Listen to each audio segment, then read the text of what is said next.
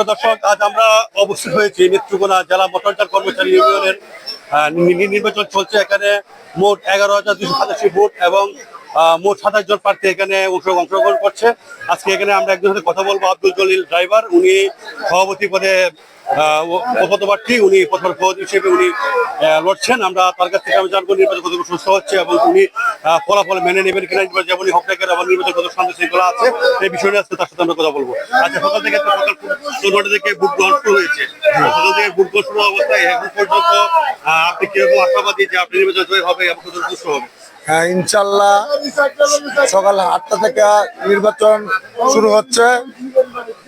সুন্দর সুষ্ঠু অবাধ নির্বাচন হতে যাচ্ছে হচ্ছে। ফলাফল আমার শ্রমিক ভাইয়েরা তো, আমি আশাবাদী আমাকে নির্বাচিত করবে। আর ফলাফল যাই হয় সুষ্ঠু নির্বাচন আমি ফলাফল মেনে নেব। আর আমার শ্রমিক ভাইদের জন্য আমি যদি নির্বাচিত হই, আমাকে নির্বাচিত করে আমি শ্রমিকদের কল্যাণে আমি সর্বক্ষণ সার্বিকভাবে কাজ করে যাব ইনশাল্লাহ। ধন্যবাদ আপনাকে। সালাম আলাইকুম। আমি সাধারণ সম্পাদক পদপ্রার্থী, আমার প্রতীক বালতি। আমি ইনশাল্লাহ 100% আশাবাদী পাস করবো। পাস করিয়া এই শ্রমিক ইউনিয়নের শ্রমিকদের সাথে কল্যাণে কাজ করব। এই শ্রমিক ইউনিয়নের সাথে আমি শ্রমিকদেরকে সেবাতে দেবো। আসসালামু আলাইকুম। ধন্যবাদ আপনাকে। আরেকজনকে প্রার্থী পেলাম, সহসভাপতি বদরুর রহমান। আমরা তার কাছ থেকে তার প্রতিক্রিয়া জানার চেষ্টা করবো।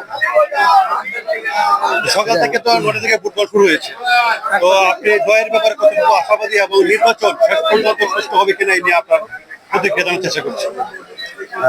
ধন্যবাদ। নেত্রকোনা জেলা মোটরযান কর্মচারী ইউনিয়ন একটি ঐতিহ্যবাহী সংগঠন।